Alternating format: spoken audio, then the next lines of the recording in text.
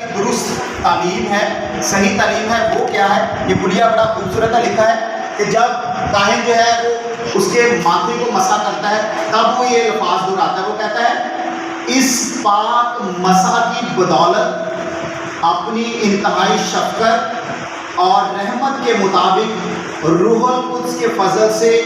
خدا تعالیٰ آپ کی مدد کرے۔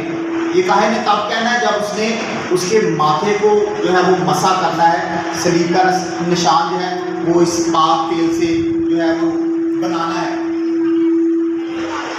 پھر اس کے بعد کیا ہے؟ پھر جب اس نے یہ ہاتھوں کی تلیوں کو جو ہے وہ مسح کرنا ہے، پھر اس نے کیا الفاظ کہنے ہیں؟ تو یہ بڑے خوبصورت الفاظ ہیں، لکھا ہے وہ آپ کو گناہوں سے بری کر کے نجات بخشے اور اٹھا کھڑا کرے، یعنی اس کی صحت یابی کے لیے دعا کرنی ہے۔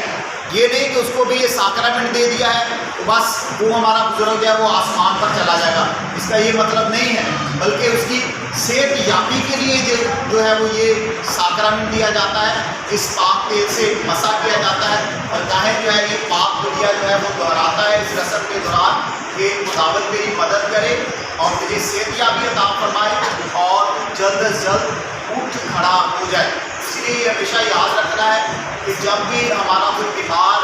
ہمارے گھر میں کوئی ہمارا بزرگ بیمار ہے، وہ ماں ہے، باپ ہے، کوئی بھی بزرگ ہے، تو کاہن کو بلا کر اسے یہ پاک ساکرامنٹ ضرور دلوائیں تاکہ وہ برکت، وہ فضل، وہ ذات راہ، وہ خدا کا پاک بدن اور خون یہ خوراک اس کے ساتھ جائے تاکہ اس کا سفر جو ہے وہ کامیابی تک جو ہے وہ پہنچ سکے۔ آپ سب کا بہت بہت شکریہ۔